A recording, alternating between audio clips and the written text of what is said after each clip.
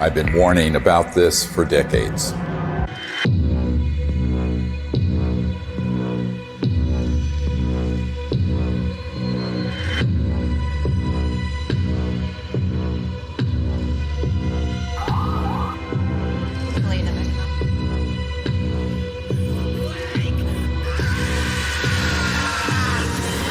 No, not that. This. Speaking of conspiracy theories that actually have truth at the bottom of them, the Corona Relief Bill the President signed last month contains a provision that hasn't gotten a lot of attention. It directs the Director of National Intelligence, in consultation with the Secretary of Defense and the heads of other agencies, to disclose what they know about UFOs within 180 days. So what are they going to tell us? I provided briefings for 4 presidents, foreign heads of state, generals, and a sitting CIA director who later betrayed me. I've seen lives destroyed. William Colby has been missing since April 27th. His canoe was found washed up on the banks of the Wicomico River. Friends murdered. Unthinkable evil unleashed on our planet. All to protect this illegal and immoral secrecy. And nothing I've seen scares me more than this unprecedented moment we are living through. We're in the final hour of an agenda that has been playing out for nearly a century. Centralized monopolies of power in government, the defense industry, and the corporate media are all converging on the same narrative that extraterrestrials are real, they're here, and they're a threat. Those are not weather balloons. Those are clearly autonomous aircraft of some kind that are, as you put it, swarming U.S. military craft. So there are 2 options. Under intelligent control. These are craft under intelligent control, and they're flying with impunity, Tucker, within our airspace, and they can outmaneuver, outperform anything that we seem to have. We need to find out who's operating them and also what the intent is. The truth is, we do know who's operating them. Some are indeed extraterrestrial, and they are absolutely not a threat, as you will see. It is, in fact, the secrecy that is an existential threat to life on Earth and beyond, as stated by the first CIA director, Vice Admiral Roscoe Hillenkoetter.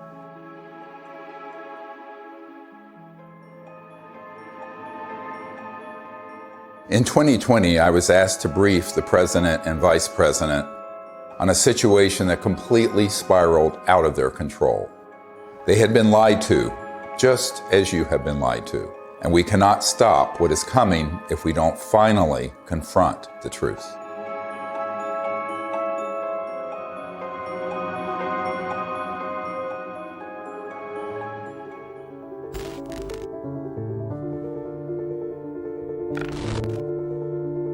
This may be one of the most important photographs ever taken. A dissection of an unknown humanoid from sometime in the 1920s. It clearly isn't human. I don't call it extraterrestrial for one reason. We don't have the history of that it came out of an interstellar craft. We don't have the genetics on it. And there are a group of doctors who are obviously doing the dissection, and then there are suits, very much look like government officials in the perimeter, watching. A woman called me up a few months ago whose mother was a seamstress on the atomic bomb project and built the covering for the bomb that was dropped on Hiroshima and Nagasaki. So she was cleared to the A-bomb project. She was then, of course, moved to the only atomic bomb squadron in the world at Walker Field, which is where Roswell is. At that time, she acquired this photo. How do we know? We tested the paper to establish that it was pre-19 early 50s. And it's a photo of a photograph. And so we do a whole research project on it. We have it analyzed by the top medical archivists in the world, Dr. Burns in Manhattan, who establishes that it is the 1920s. We have the top clothing experts at the Metropolitan Museum of Art determined that those absolutely are from the 20s. So medically, clothing, everything. But if it is what we think it is, it means that there had been targeting and retrieval of extraterrestrial material and beings that are 20, 25 years before Roswell. And that opens another whole chapter. Now, the reason I think that's quite possible, I've had members of my team who've been in the vault and in the classified projects who have seen top secret files going back to the late 1800s and early 1900s dealing with ETs and ET craft and beings. So everyone thinks everything happened at Roswell. No, this goes back longer. Think about that. At least 100 years of UFO secrecy. Do you really think this guy, or this guy, or God forbid, this guy, really have a grip on this issue? Excuse me, I didn't mean to fart out of my mouth. They don't. This is why heads of state from around the world come to me, a retired medical doctor, to get the truth about this phenomenon. And sadly, they don't have the power to do much about it once they know the truth. In 2001, I brought together 20 senior military, intelligence, and aerospace whistleblowers at the National Press Club in Washington, D.C., for a press conference that would change the world forever. The men and women who are on this stage and the some 350 additional military intelligence witnesses to the so-called UFO matter and extraterrestrial intelligence can prove and will prove that we are not alone. This marked the public debut of the Disclosure Project and the launch of the global disclosure movement to end UFO secrecy and disclose technologies that would end poverty, climate change, and the use of fossil fuels overnight and transform every aspect of life on Earth.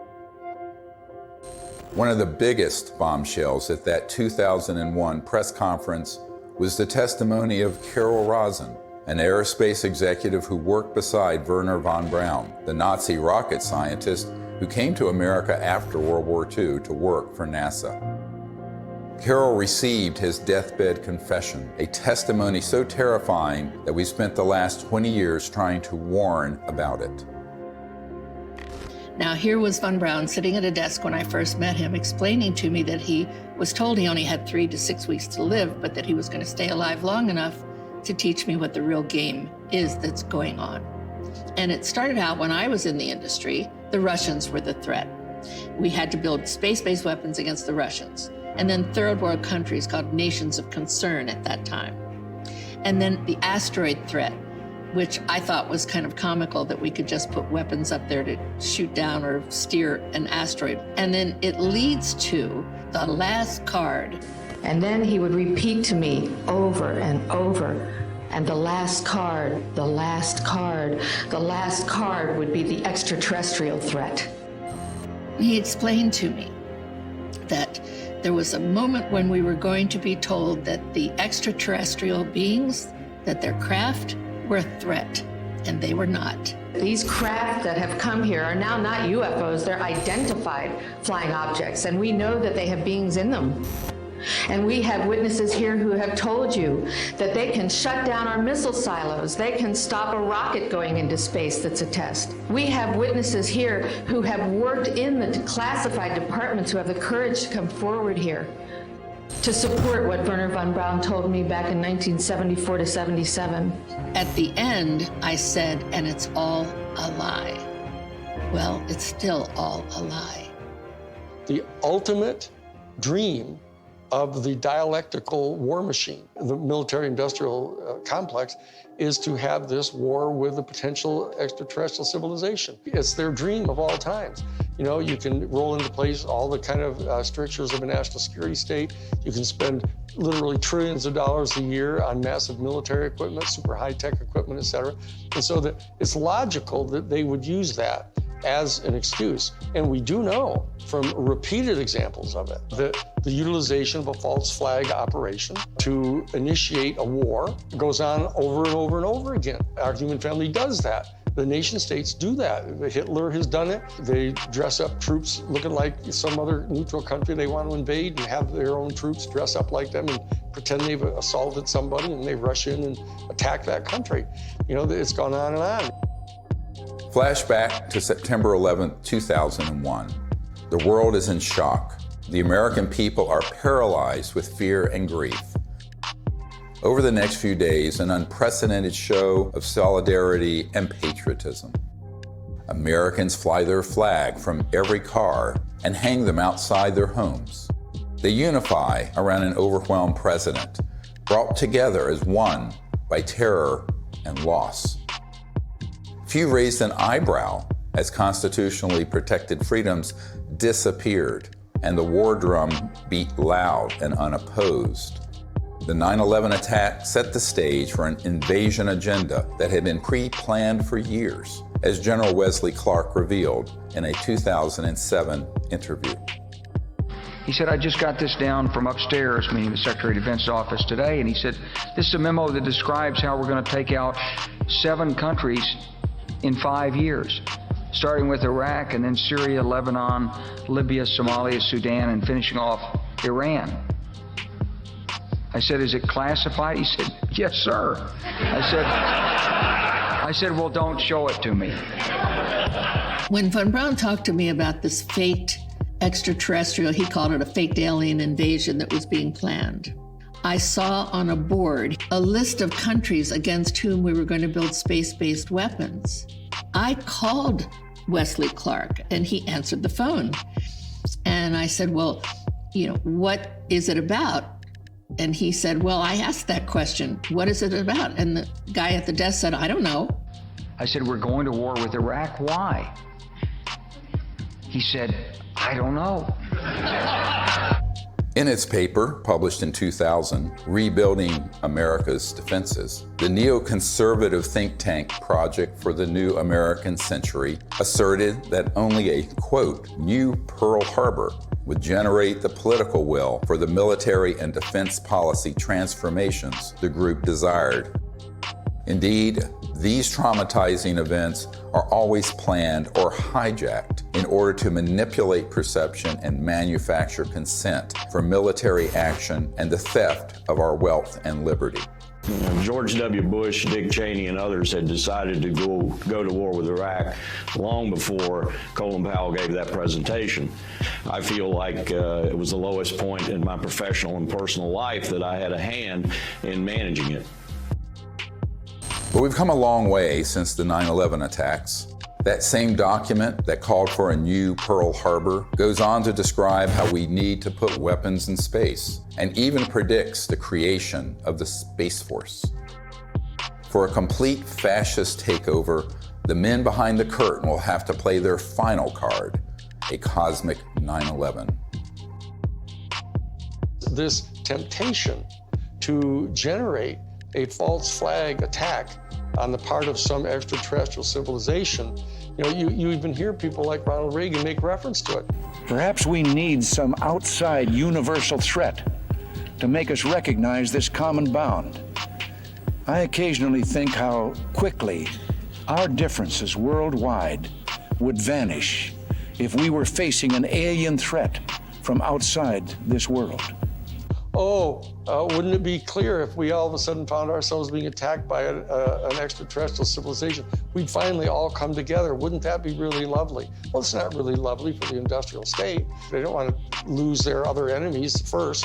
They want to use up all that before they go to that extreme. The last card was the most profound experience I had in my whole life. And I accepted the mission. And until Stephen Greer picked me up and talked me into going to the Disclosure Project, when I had just about given up, that's when I saw that there were other witnesses to what's going on, to the truth, to the facts. When she told me what Wernher von Braun had said, it didn't surprise me, because I had previously met with a number of people in the defense industry and in the intelligence community who had already told me that there was such a plan and that it could be actuated at any moment. And that was one of the long-term agendas, was keep the technologies away so we can maintain our industrial base of fossil fuel and all this. When we're ready to pull the trigger on releasing this information, spin it in the direction that benefits the foxes guarding the henhouse, the people holding these secrets. But it was interesting to hear that all the way back in the early 70s that he had been warning her about this. And we know that those systems were developed in the late 40s and 50s. Truth seekers who explore the wonders of the ET phenomenon walk an extremely dangerous path. Most get sucked into the gravitational pull of the black hole of disinformation, where lies about the UFO cover-up and about ETs themselves poison the minds of even the smartest and most well-intentioned investigators. These lies include ETs are demons. It's all interdimensional, not extraterrestrial. We don't have man-made UFOs. Aliens are abducting people. And the worst one of all, aliens are a threat. Therefore, we need to build weapons in space. If we cannot commit to no weapons in space, to no war in space, then we're going to continue to have wars on Earth, and we're going to continue at the accelerated pace that we're in right now towards our own human extinction. One of the difficult things of the last 6 months was that I learned that the same group that had been feeding false information to the public through TTSA had their counterparts that had been going into the president's office providing some information, but a lot of disinformation. So the way really good counterintelligence works, or disinformation works, is that at the core of it, there's some truth. So they'd say, okay, the aliens are here, and here's some evidence, but they're a threat to the national security, and we need to have the Space Force. Wow, Space Force. And they get into this thing called the White House and the national security state, and they're completely at the mercy of the people who are going to brief them, and the ones who are assigned and cleared to talk about this issue, by definition, have been in those clandestine operations. I did a video brief for the president, vice president, and also for President Putin. That the problem is, by the time I had good access, they had already been, unfortunately, quite brainwashed on this, had already taken policy steps that included Space Force creation and what have you, and then we were running up against the election. One thing is clear, is that the normal constitutional channels that you would think would be in control of that aren't. Presidents that aren't briefed in on this, heads of the Defense Intelligence Agency come in who aren't briefed, and I'm convinced they're not. From talking to them, it's clear they don't know what's going on there. So there's some other structure. I happen to be persuaded by the evidence that immediately after Roswell, when they recovered a craft and bodies from the UFO vehicle, that the Truman administration set up a body that was outside of the normal constitutional framework of our United States government. And it was made up of major elite people that they view as the real power elite. A shadowy government with its own Air Force, its own Navy, its own fundraising mechanism, and the ability to pursue its own ideas of the national interest, free from all checks and balances, and free from the law itself. It's sort of a shadow government within the government, not just in the United States, but all around the world. And the kind of power they have, both financially, technologically, and the means of projecting power militarily, is much greater than anything that the conventional military or the conventional government or the President of the United States has. Eisenhower knew it, and by the time he left office was very upset about it. In the councils of government, we must guard against the acquisition of unwarranted influence, whether sought or unsought, by the military-industrial complex.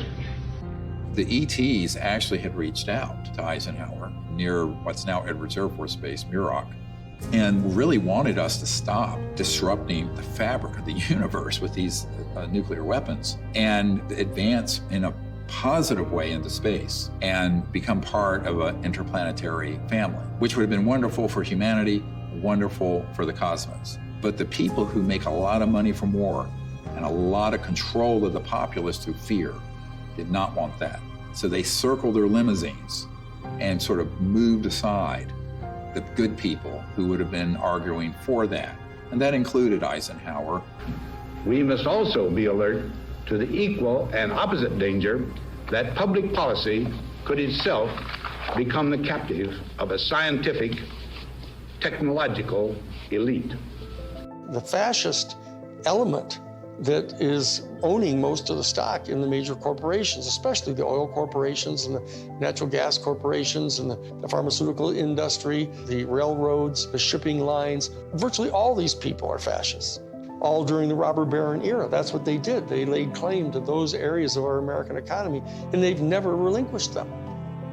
Those families and those interests became the foundation of the post-World War II military and intelligence and industrialists. They knew that after we had detonated the atomic bomb, there were ET craft seen all over, wherever we were doing experimentation or storage or launches or anything, or even research and development.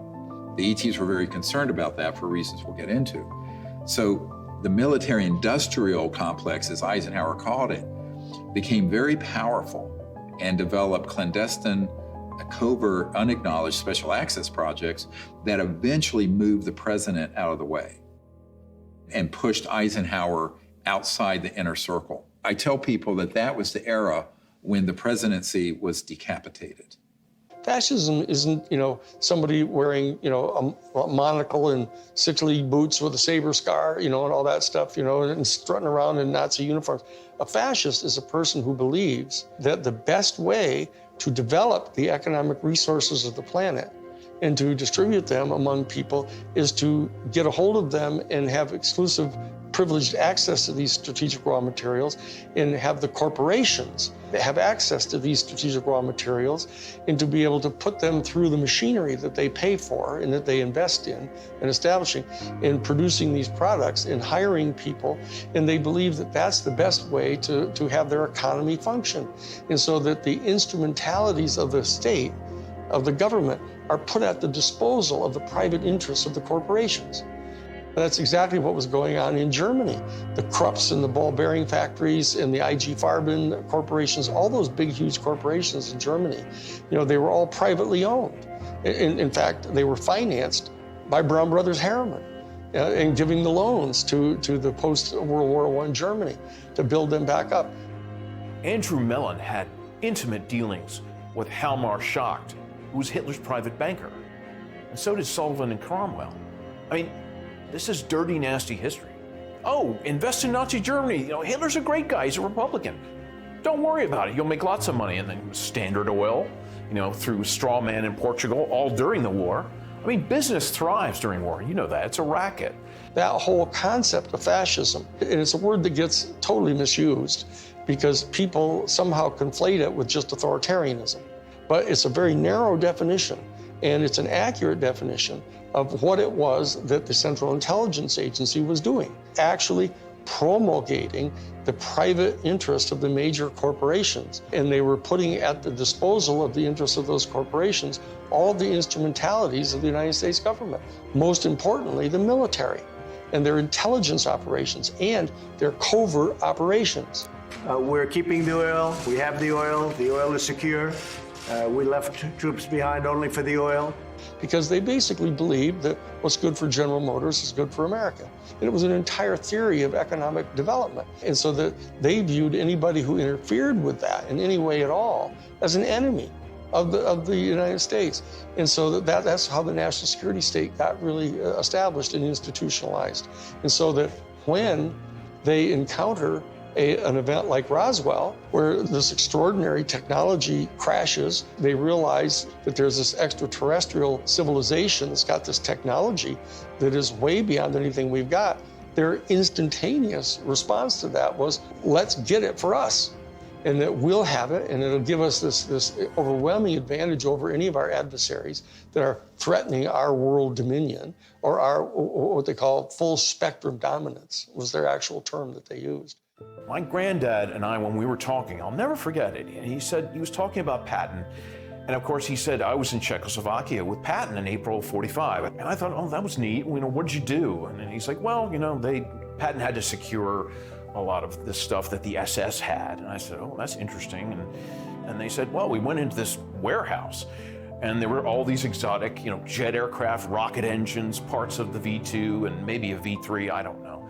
And I said, oh, that's interesting. And he says, I saw a disc-shaped aircraft. And I said, oh, is that the one they built that had the BMW jet engines and the Arata ones in a circle, and it didn't really work and everything like that. And he said, no. And that was it. And so they began to take this in, and they started declaring it to be this huge national security state secret, because it was, other than the nuclear bomb, it was the ultimate potential weapon.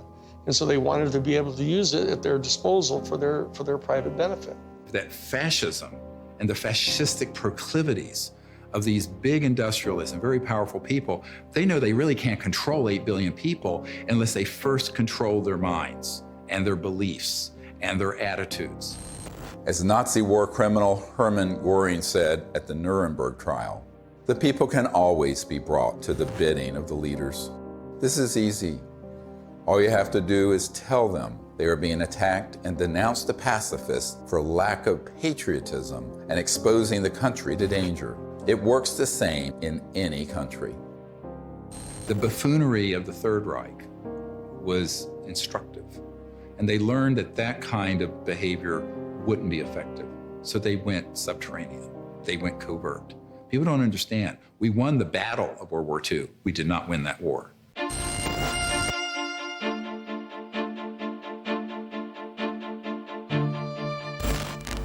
My name is Paula Harris. I'm an international investigative journalist in the area of UFOs. I've been working in this field since 1979. When I was living in Italy, I was reading in a journal that two little boys, they called them Indian boys, had been present at a crash near Socorro, New Mexico.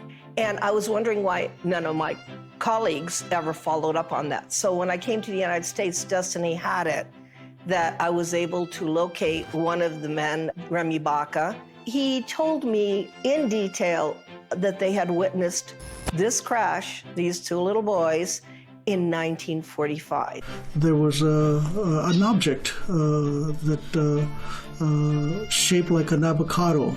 And what interested me most, because I look at the timing, is it was exactly 1 month after we exploded the atomic bomb. And the atomic bomb was July 16th, 1945. 5, 4, 3, 2, 1.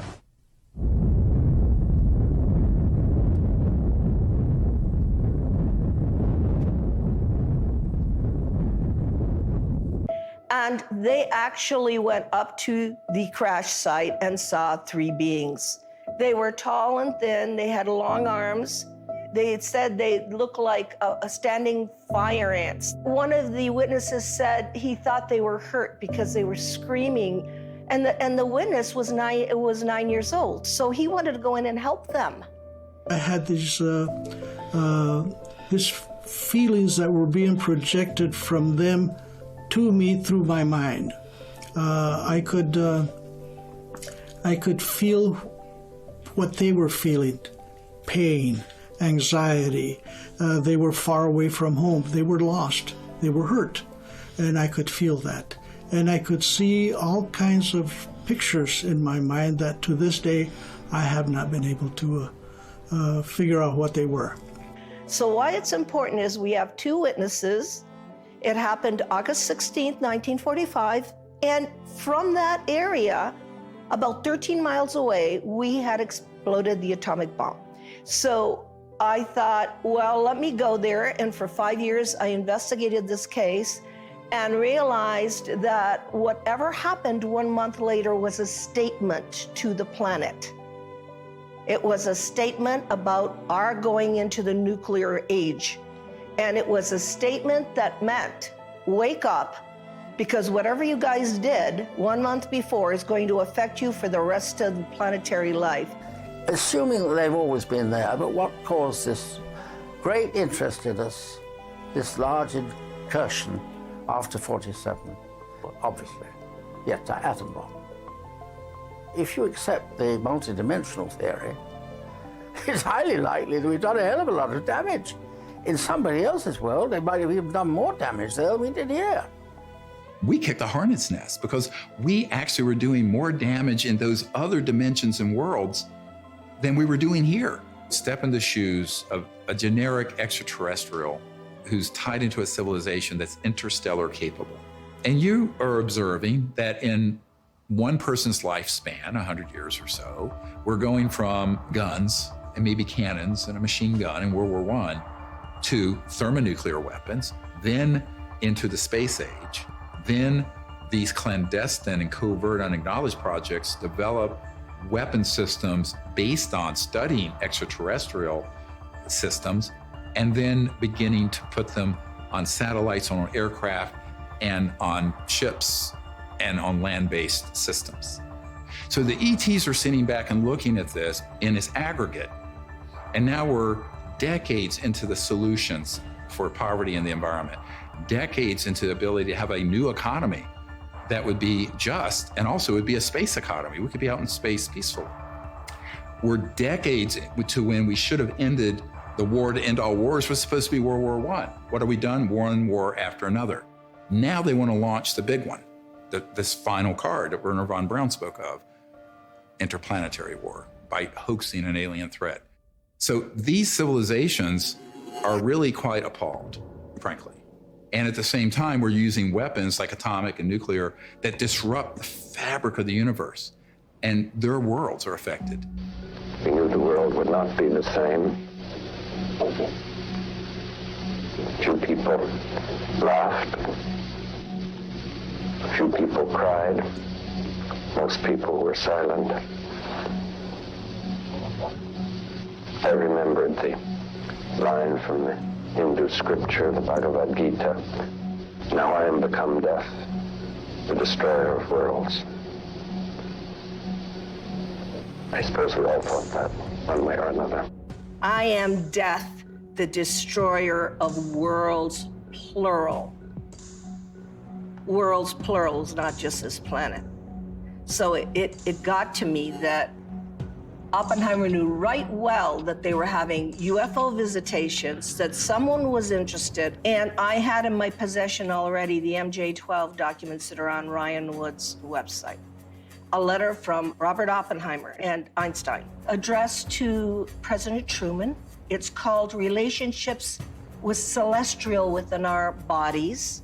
When you say relationships with celestial bodies, and you are calling whoever was over that area cultures, you're not really talking about any kind of hostility. What you're talking about is more integration. So that whole document said, what do we do with this problem? Do we communicate with them and treat them like they're another country? And if so, the United Nations is not capable of handling this. In the document, it says we need to create a supra-United Nations. These are the words of Einstein and Oppenheimer. Who can deal with this problem? The ETs have done a number of things when we go too far, where they stop it. Now, they don't do anything hostile or violent back. They've made it quite clear through very explicit events where the ETs do not want humans going out there with guns blazing. A couple of nuclear weapons sent into space were destroyed by the extraterrestrials. The one incident, for example, was they actually photographed the UFO following the missile as it climbed into space and shining a beam on it, which neutralized the missile. And that is their major concern, is to preserve the integrity of the Earth, because it affects their own system. The very end of the 70s and the early 80s, we attempted to put a nuclear weapon on the moon and explode it for scientific measurements and other things, which was not acceptable to the extraterrestrials. And what happened? They destroyed the weapon before it got to the moon. The idea of any explosion in space by any Earth government was not acceptable to the extraterrestrials, and that has been demonstrated over and over. And what's the consequence? How is that demonstrated? By the destruction of any nuclear weapons sent into space. If they were hostile, they would have just eliminated all that testing. They don't. I find out that is not the way they operate. They warn. They say, what the heck are you doing to your beautiful planet? And you have a choice. We have a choice. We can listen, or we can let it happen. If people are watching the media right now, they're not hearing about the peaceful extraterrestrial craft. What they're seeing are released, supposedly leaked documents, leaked videos, much of which is not even true. They're not real. It's faked right there. And it's being presented in a format that is to cause fear, to make us see the crafts and the beings as enemies. There's no question whatsoever that the elite that are in charge of the national security state infrastructure, both the official infrastructure and the unofficial infrastructure, are in fact not only fascistic in their economic vision, but they're racist. So I'm telling you, when you see the documentation that goes on inside the Third Reich, in the courses that they were teaching at the thing called the Ordensbergen. The Ordensbergen was this series of 4 castles where they trained the SS people, and you get access to their documents where they're talking about this eugenics and everything. Why is it that they hate the Jewish people the way they do? And people don't have any idea. People got some weird, distant ideas about this, mainly because we allied so closely with the fascists, even immediately after World War II, that they suppressed all of this information about them. And so people don't really know the details of what their thinking was. But the bottom line is that this issue of racism runs extremely profoundly deep in this elite, white, male, Caucasian elite that owns most of the stock and shares of the major corporations and are the promulgators of this fascist ideology, right? And these are the people that were put in charge of the UFO program right from the beginning. Many people who would consider themselves New Age and into all this stuff fall into these camps of, well, there are the good aliens and the bad aliens. And the good aliens almost always look like someone from Norway. And the bad ones have different features or maybe darker. I'm going, this is racism. You just call it out what it is. This is absolutely racism extrapolated into an interspecies level. Not just racism, but speciesism, which is even deeper.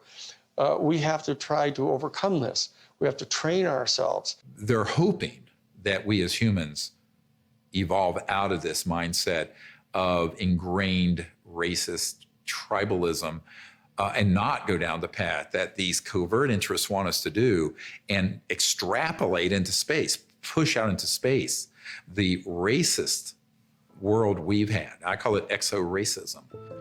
Justification for war or genocide always begins with dehumanization of the enemy. For example, as part of their anti-Semitic propaganda campaign, the Nazis revived the centuries-old blood libel, the allegation that Jews murder non-Jews, especially Christian children, in order to obtain blood for the Passover or other rituals, in order to lay the foundation for a false flag alien threat.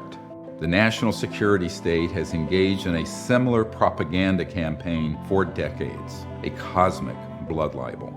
The national security state apparatus and their media allies have been flogging that particular theory that these extraterrestrial civilizations are all here to eat us or to take over our planet and rape our women.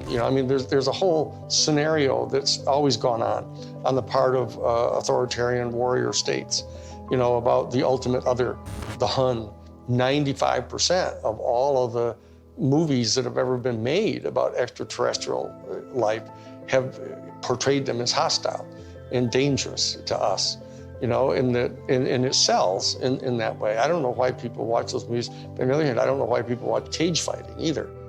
When Unacknowledged went viral and got hundreds of millions of people to see it, within months, they stood up the TTSA with Luis Elizondo, who is a famous disinformation operative in the Pentagon, at least amongst intelligence officials that I've met with, and others who are well-known disinformation figures within the UFO subject. That began the whole process of trying to pull the narrative back to, gee, we don't know what these are, but here's the evidence that we're, quote, leaking, which wasn't a leak, it was a controlled release. And then they hit the button, so the mainstream media that will take dictation from the intelligence community begins to cover it in the New York Times and CNN and every network around the world. Whereas the Disclosure Project has 100 times more direct military witnesses and better evidence. And they wouldn't touch it because it doesn't have the threat narrative attached. It doesn't have the agenda attached. The UFO threat is being exposed by this former Defense Department official. There are unidentified vehicles violating U.S. airspace with unknown intentions and extraordinary capabilities being encountered by U.S. military personnel. We don't know where they're from. Chris Mellon, descendant of one of America's most influential families, oversaw the budgets for some of the military's most top-secret weapons programs. I think there's a reason they picked a Mellon. This is a tradition in our family. You know, as you said, the Mellons were the first family of intelligence that will go along with, you know, we need to do this for the good of the country. You know, yes, you gotta lie and do whatever you have to do, but, you know, this is what we need to do. And they'll just do it. I mean, I'm not gonna, you know, stay silent when members of my family lie to the American people. I won't do that. It's one thing for my dad, you know, in the old days, to get up there and do some mild fibs about, you know, highways. This is not. You're messing around with the survival capability of the human race. Correct. I mean, that's not an overstatement. Right. This is deadly serious. It's not funny. I know from direct conversations with Lou and with Chris that they know that the major military authorities with whom they've had very close communications realize that if in fact the extraterrestrials were hostile in their intent toward us, they could have done anything they want to do. They can come and go at their pleasure.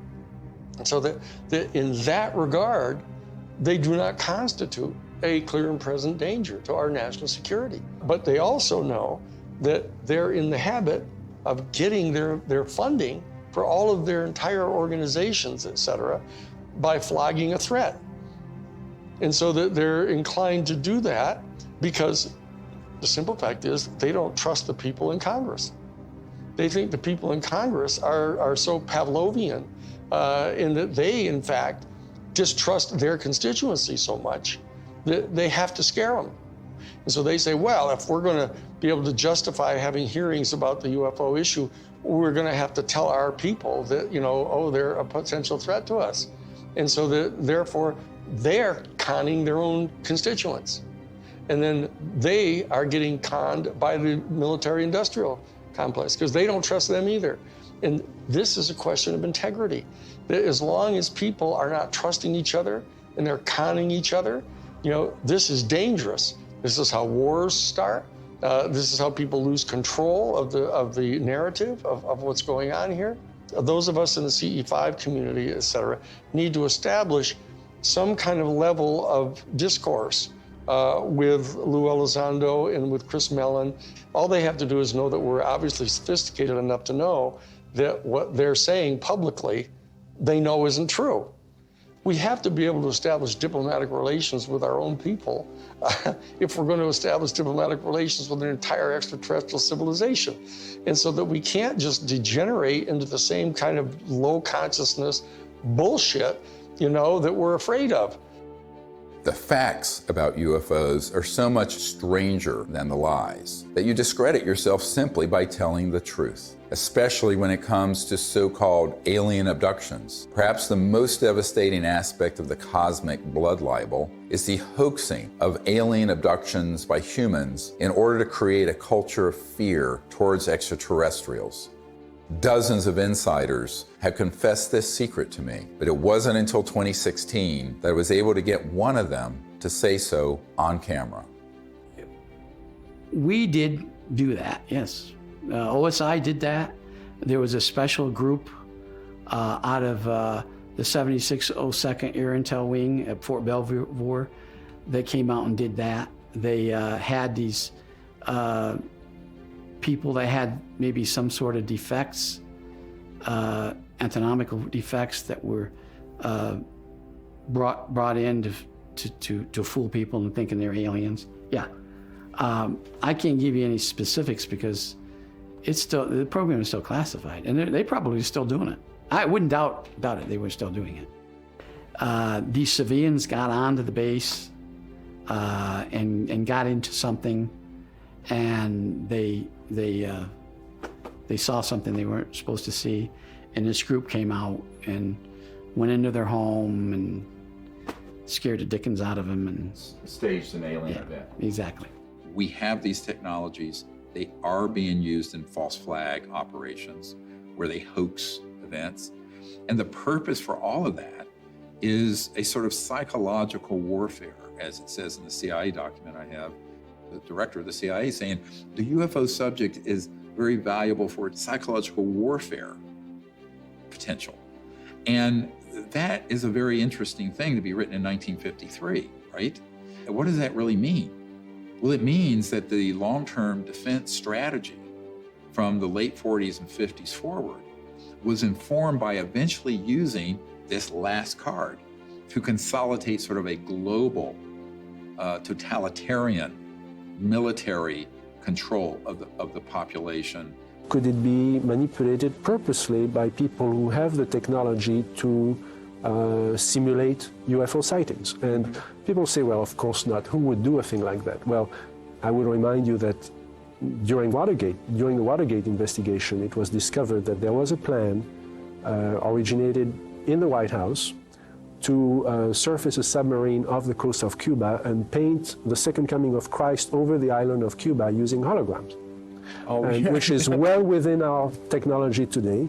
The idea was that since there is a large Catholic population in Cuba, they would be so upset by this vision that this would saturate the communication channels, the telephone system in Cuba, long enough for an invasion to take place. How interesting. I never heard of that. Well, I think that's a classic in psychological warfare, but that kind of manipulation is well understood. And I have personally investigated several apparently genuine UFO cases where there was, in fact, manipulation. My conclusion, the conclusion of scientists working with me, was that there was, in fact, a manipulation taking place and that it was not a hoax on the part of the witnesses, but a hoax on the part of somebody much better organized than them. In Vallee's book, Forbidden Science 4, he describes a smoking gun document that confirms what Doty said. In an entry dated Thursday, 26th of March, 1992, Vallee writes, "I have secured a document confirming that the CIA simulated UFO abductions in Latin America as psychological warfare experiments. We reached out to Dr. Vallee and asked him if we could publish the document in this film. He refused and tried to blame the producers of this film for his decision to not release it. Unfortunately, others in the UFO research community have similar evidence of this cosmic false flag, but are afraid to come forward publicly. This lack of courage or integrity, or both, is precisely why the secrecy persists." I also asked Richard Doty about the last card scenario, using the military lingo for false flag, deceptive INW, which stands for Deceptive Indications and Warnings. Have you been exposed, or did you come across in your career and your network the false INW or the Deceptive Indication and Warnings projects related to this?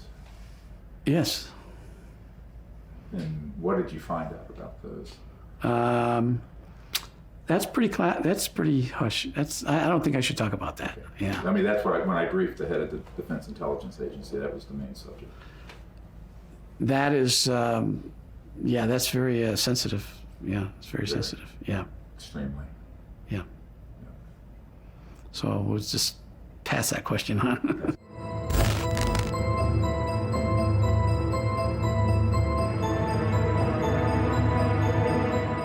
Colonel Corso was given the job by General Trudeau for the Army in research and development of foreign technology. But the foreign technology is really foreign. I mean, it's so foreign, it's out of this world. And he explained to me that he had something called a nut file, of which he had fiber optics, high tenacity fibers. He named the things physically that he had there. He knew they came from extraterrestrial crashes or extraterrestrial materials they had recovered.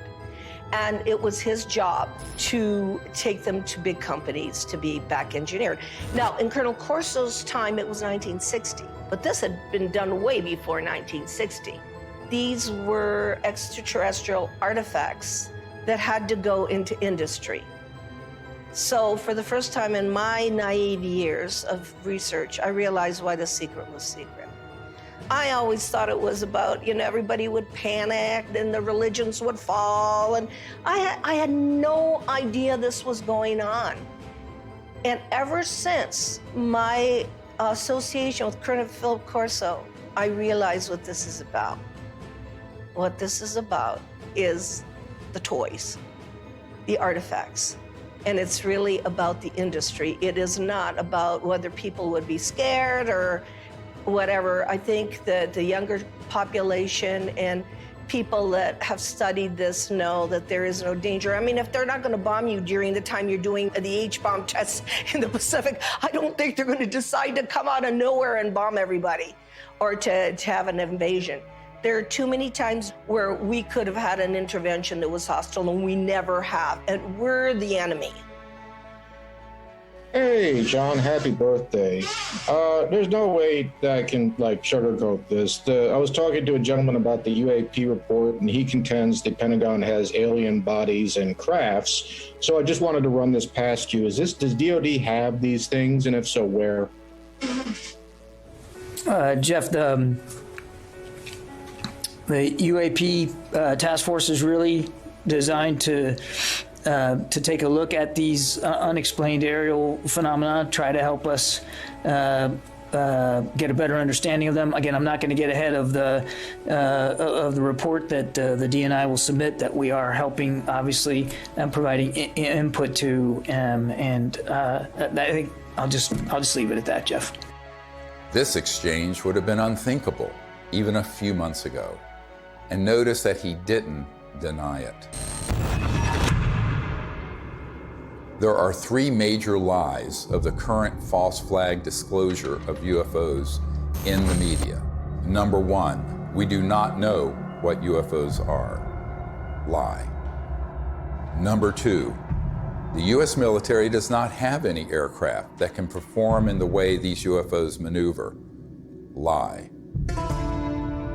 Number three, they are a threat to national security. Lie.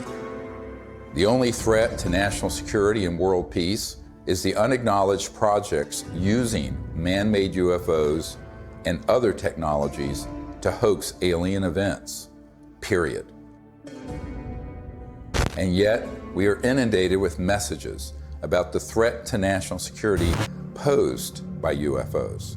We take all incursions into our operating spaces seriously. So, I mean, like everybody else here at the Defense Department, certainly we are taking the entire matter seriously as it regarding the potential for safety concerns.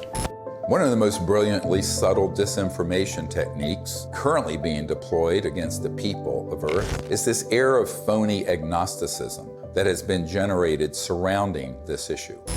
Do you believe that they sincerely don't know what these things are and where they don't? We have the best military on planet Earth, the greatest intelligence agencies. These are true unknowns, and they were swarming our military arsenals. They're seen over nuclear facilities. This is documented. We need to find out who is operating these vehicles. There's a certain studied agnosticism that the media is allowing to come out through these ufologists. For example, Nick Pope. I mean, we are under siege. It's like there's a war of nerves going on. And if this was drones belonging to a foreign adversary, there would be an absolute outcry. And yet, the situation we're in, that we don't know what these things are, and they might even be extraterrestrial, that's worse. So I agree with Luis Elizondo on this. This is a potential catastrophic failure of intelligence. The same thing with people like Chris Mellon, whether he's been paid or not. he will get up there and say, well, we don't know what these are, we need to study them. There's a vital national security issue, which is that our sovereignty is being violated by vehicles of unknown origin. Chris and I have met, we've talked about all this stuff. I think the TTSA program was a little goofy with Tom DeLonge. This is a mechanism to change the way the government acts. You're going to see us dealing with the Senate, us meeting with the intelligence services of other governments, and everyone is coming out of the woodwork and saying, this is real, we got to do something about it, and it very well could be a threat, but we can't put our head in the sand. Former Blink-182 frontman Tom DeLonge launched To the Stars Academy, or TTSA, supposedly to bring scientists and whistleblowers together to advance the disclosure of UFOs. In reality, this was a thinly veiled front group for the Defense Intelligence Agency, staffed with notorious spooks like Jim Semivan, the former head of covert operations domestic for the CIA. All of a sudden, the same media outlets that historically ridiculed this subject started fawning over DeLonge and his entourage of disinformation agents, and always with the specter of an alien threat. Hal Puthoff was soliciting me for funds for his quantum communication thing, which I think the Navy has had for 30 years. So there's a lot of disconnects going on. And of course, they've left that TTSA program, and I don't blame them. I think it was a shit show. And some type of CIA, quasi-psyop, something. And I don't think anybody was really excited about it. And when they say, this is a mystery we need to solve, that is not true. As you and I know, the US military, especially the Navy, has reams of information on every shape of craft, where it's from, who's driving it, what they're up to, Forget it. It's just been going on for 70 years. The military-industrial complex is not stupid. Neither are the branches of the military. They know exactly what's going on. I think Chris means well. I really do. I don't think he's one of these guys, that's going around here, I'm going to fool the public and get paid for it. He doesn't need the money. I don't need money. We don't need fame or money. That's the last thing a melon wants. I'm telling you. And of course, TTSA even had a Lockheed Martin Skunk Works engineer who said, we need more money to study this because we don't know how these operate. In 1984, I got my chance to go to the Skunk Works. I'm working on things that defy imagination. Meanwhile, we published a letter that was written to Ben Rich, the head of the Lockheed Skunk Works. And the person writing was a friend of Ben Rich and said, are these UFOs ours or extraterrestrial? And Ben Rich writes back, they're both. He acknowledges that they are both extraterrestrial and ours. Now, this is not some ufologist. This is the head of the Lockheed Skunk Works, the premier aerospace engineering entity arguably in the world. Another man exchanging letters with Ben Rich was military aerospace historian James Goodall, who was Rich's pen pal and confidant for 25 years. I met Mr. Goodall in April of 2021 at the 20th anniversary of the Disclosure Project, which we celebrated in Scottsdale, Arizona. He was dying of esophageal cancer. This is the mid-90s. He'd already retired from Lockheed. And I tracked him down. He was at USC Medical Center near the end of his life. And we were talking about John Andrews and some other stuff, and we started talking about UFOs. And he said, Jim, we have things out in the desert that's 50 years beyond what you, and he was talking directly to me, beyond what you can imagine. And if you've seen movies like Star Trek or Star Wars, we've been there, done that, or decided it wasn't worth the effort. I said, Ben, you want to expand upon that? And typical Ben response was, no.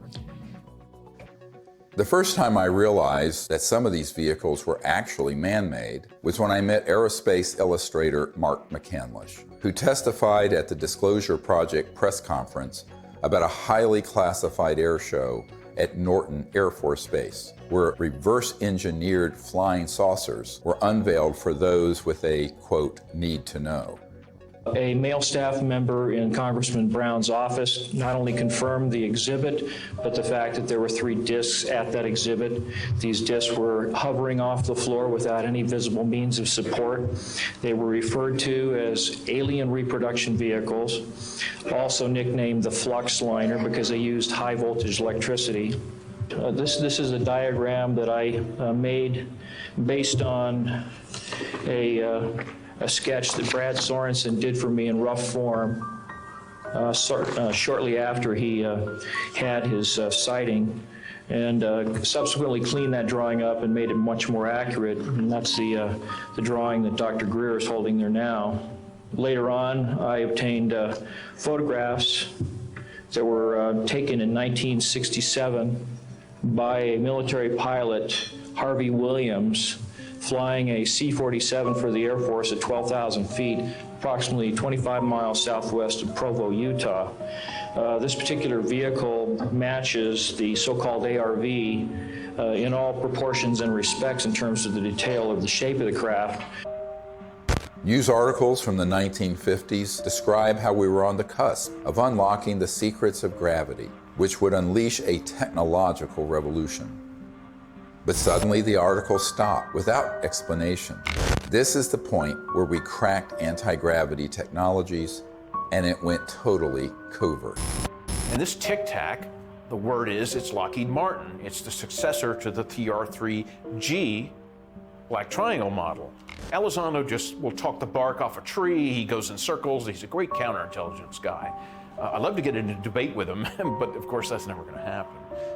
Well, this is a document that was obtained through the Freedom of Information Act, and it demonstrates quite clearly that we have had issues with these, if you will, these UAPs or UFOs in the vernacular for at least 70 years, at least since 1950, probably earlier.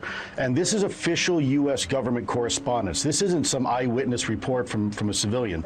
This is official government documentation from military personnel to very senior military brass. And what it says is very quite compelling that, look, we've had a lot of military and intelligence eyewitnesses, to include special agents and scientists, and all of them are seeing these things. And more importantly, the frequency has occurred on a regular and continuing basis over sensitive U.S. military facilities. And this has been occurring, Tucker, again, since 1950. The U.S. government has finally admitted that this is not some sort of secret U.S. technology.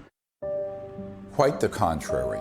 Over the years, dozens of defense and aerospace industry insiders have briefed me on what they were really working on at places like the Lockheed Skunk Works, going back to the 1940s and 50s. Many of these man-made aircraft have been spotted by thousands of eyewitnesses and become part of the UFO lore, indistinguishable from actual ET craft. These rogue, covert operations within the military-industrial complex stage thousands of sightings, abductions, mutilations, and disturbing encounters with our public-facing military, knowing these incidents will be mistaken for ET craft.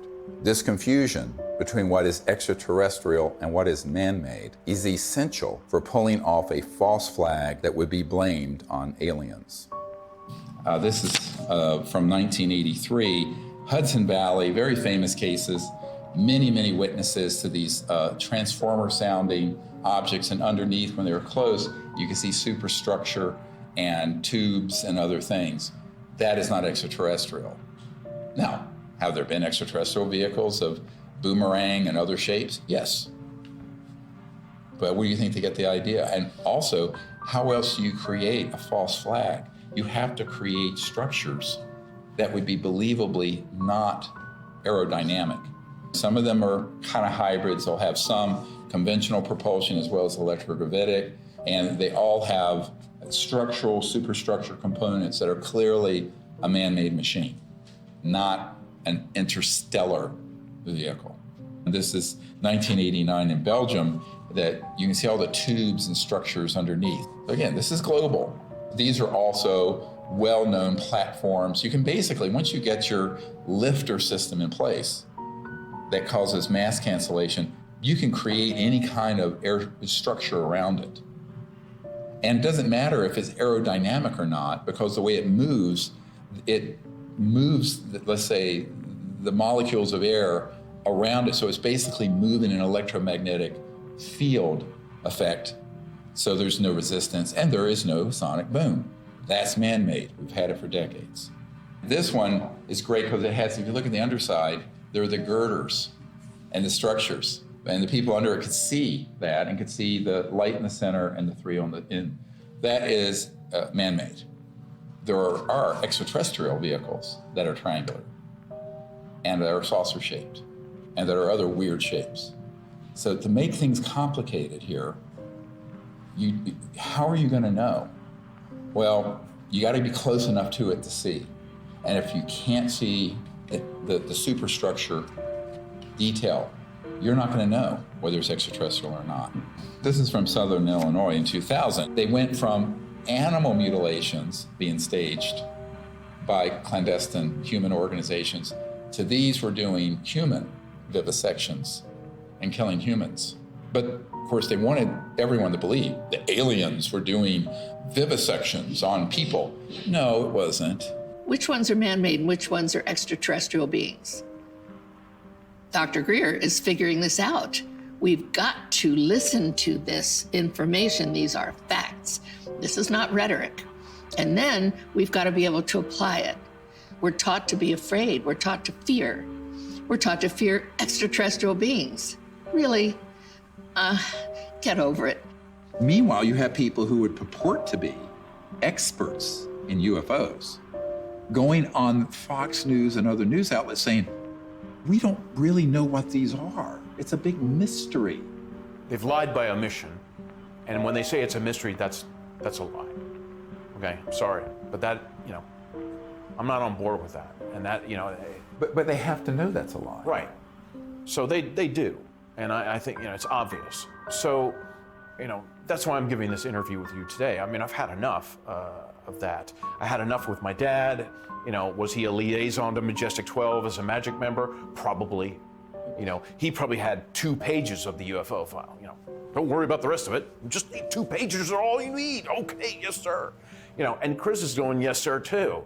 So those people are very studied agnostics who act like we don't know, we don't know, we don't know. And that's why they're given an audience.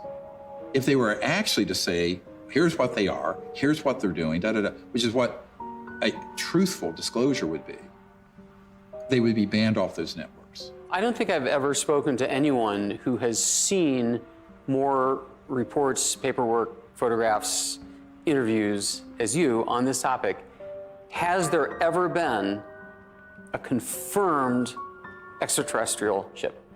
We'd have to say no. We'd have to say what's confirmed is that we don't know what this, let's call it a ship or an object. We don't know what it is. We can just say what it isn't. Right. And you can ask yourself, well then what, and of course what we call the extraterrestrial hypothesis is a valid one. I mean, maybe it is from some other place in the universe. In the axis of disinformation, Leslie Kean is the original shameless opportunist of ufology. Over 2 decades ago, Leslie embedded herself in the planning and execution of the Disclosure Project and then betrayed our trust by hijacking our top secret witnesses and case studies and repackaging them. Most people don't realize that on the day of the Disclosure Project press conference, intelligence agencies jammed our signal leaving the National Press Club building for the first hour. Leslie was there and she knew that we had revealed too much. She adopted this fake agnosticism so that every door to mainstream media outlets would be open for her. Anything that can operate in impunity within our airspace, within restricted airspace, that can have near misses with our Navy pilots, it has to be considered a potential threat. Anything that's in the skies that we don't know what it is, and it's demonstrating incredible capabilities. The only way the Department of Defense is going to deal with it is to see it as a potential threat. Anything that enters an airspace that's not supposed to be there is a threat. After receiving classified briefings on UAPs, Senator Marco Rubio called for a detailed analysis. This past December, while he was still head of the Intelligence Committee, he asked the Director of National Intelligence and the Pentagon to present Congress an unclassified report by next month. We've gone this way before. There have been many initiatives. Gerald Ford, when he was congressman, held hearings, went nowhere. The whole window dressing of Project Blue Book, and then that was just really a publicity stunt by the Air Force. And most recently, the $22 million that the Pentagon spent on this Bigelow aerospace study. I had a Zoom meeting this summer with General Herbert, the chief advisor to Senator Harry Reid, and they authorized this funding. After spending $110 million, maybe more than that, because it was a 6-year-long program, where's the beef? What's the results? That money went to Robert Bigelow, who was in Nevada. And he's a buddy of Harry Reid's, right? Right, who was chair of that committee. UFO proponent, exactly. Thinks they've definitely come here many times. Right, so, you've spent $100+ million gathering information, and what did you do with it, outside of, collecting a couple of videos? The people in that circle around Mr. Bigelow and Bigelow Aerospace were all operatives of these unacknowledged special access projects. They made sure that those $22 million were the equivalent of opening a toilet lid, putting the money in and flushing it. And so what General Herbert said to me is that even in the meetings in the Senate classified SCIF, Secure Communication Information Facility in the Senate, all they got was like a 40,000-foot view. He was an Army pilot. And no detail, no nothing. And I said, yes, that is what was done, and was done on purpose. And so there was a pretty sizable budget for this program. What did they find? Well, I mean, basically what they did with that budget is a lot of different research to try to document what was going on, to try to understand the physics behind how the objects, move around, and then to just keep records of what they were observing. But they haven't been able to find what they are, where they're from, or anything like that. And I said, do you feel they were holding back? He says, oh yeah, a lot. And we were very angry about it. Ultimately, the reason that $22 million grant wasn't renewed is that he and others realized they were being zoomed. They were being deceived and getting nothing out of it. It remains to be seen if they get anything out of this mandatory Director of National Intelligence and Office of Naval Intelligence report that's going to go to the Congress. I think that the more information that's in it, it could be even more dangerous than nothing, because I think they will cherry pick cases that they will spin as evidence of a national security threat. And that's what's been ramping up in the media. So my concern is we need to get ahead of that curve and release to the public this information with the evidence and everything we're presenting, so that people at least ask the critical question: is that report full and accurate? And is it even the truth? I think we need a lot of skepticism. If it's coming out of the US government or any other government and the mainstream media, until proven otherwise, it is cherry-picked information and someone has an agenda, because they've hit the button, the go button with the mainstream media to cover it in a very specific way that does not redound to the benefit of the human race. Von Braun gave me the idea that we should have a bill in the Congress and it should have a matching treaty. Well, we did for a while, but in the Congress it didn't work, not in this country. So I went international, and international is where I found some intelligent life that was really willing to create an agreement, a treaty, to prevent the placement of weapons in outer space. Да, наверняка инопланетяне в той или иной форме и том или ином образе присутствуют на планете Земля, потому что из миллиардов галактик, по теории даже вероятности, не может организованная разумная жизнь существовать только на планете Земля. Но пока инопланетяне своим присутствием не нанесли никакого ущерба землянам, инфраструктуре и вообще живым организмам на Земле. Поэтому говорить о том, что есть инопланетная угроза, это, наверное, не соответствует реальности. The beauty of having these Russian generals come forward and say this is that we've had a lot of, like Colonel Corso and others, come forward with evidence. Now we have these senior people in Russia And we need more countries to do this, where they unshackle their leaders who know the truth of this and speak the truth to the world community. Now, if you listen to a lot of people, you hear, there are already weapons in space, blah, blah, blah. But the fact is, if anyone reads this treaty, which is hard to get them to do, it's on peaceandspace.com, then you will start to see, and it does tap people, along with the treaty, CE5 events where people can actually have an experience. What more do we need? Well, if you're listening to the scientific method that's been taught to most of us, there's no evidence, we're still looking for it. That is ridiculous. What about the people like me, like Dr. Greer, like 900 other witnesses? What about them telling the truth, risking their lives? The courage that it takes to do this, I haven't had it until now. There is another path, just outside the gravitational pull of that black hole of disinformation. It's the path I've spent my whole life fighting for and protecting. It's the path that leads to enlightenment, world peace, and the realization of technology so advanced that to us, they would seem magical. This is the path of truthful disclosure and peaceful relations with our brothers and sisters from the stars. CE5, or Close Encounters of the Fifth Kind, is a set of protocols I developed to initiate peaceful contact with interstellar civilizations. It's easy enough for anyone to do, and it will absolutely transform your life. Millions of people are learning how to do CE5 by connecting with local CE5 groups or by downloading guided meditations in the CE5 Contact app. Doing that in the context of meriting citizenship in a galactic civilization is a very meaningful meme. To say, look, we need to work on ourselves. We need to elevate our consciousness. We need to hearken to the higher angels of our own nature, etc. That's all a dynamic that we do have control over. That's why I think the CE5 thing is so important, because that's the best way to get data, not to be speculating, from our own political ideology about what they might be like. We really have to have direct communication with these beings. The more, the better. That dual role of elevating our own consciousness and rising to the highest levels of the angels of our own human nature on the one hand, and reaching out to establish communion and contact with the extraterrestrial beings themselves are the two pathways that we have.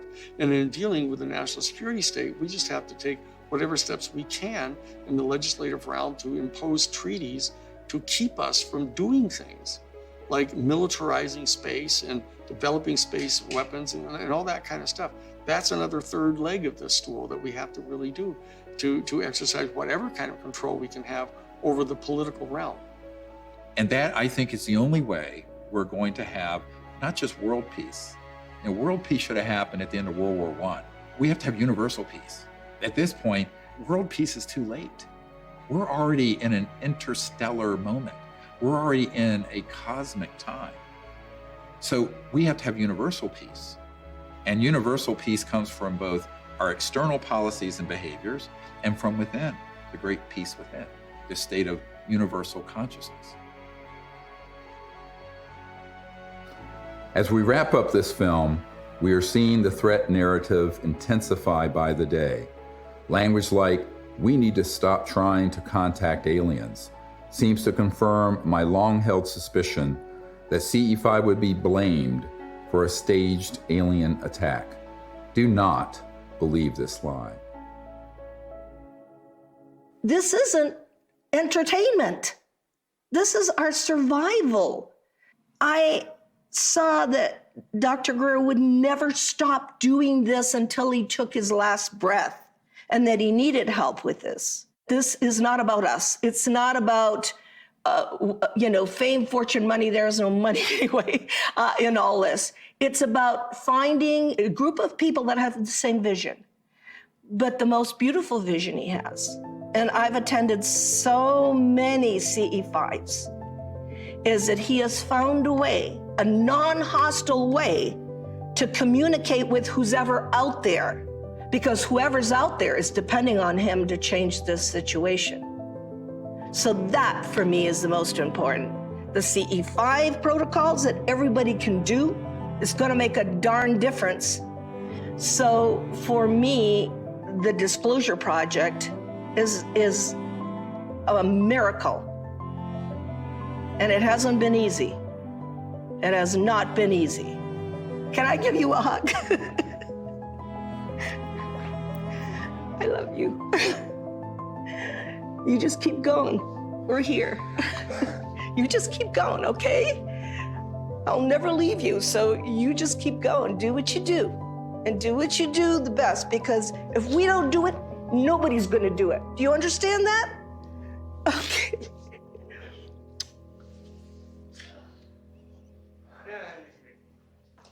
Yeah, okay, can I go outside and get some sun?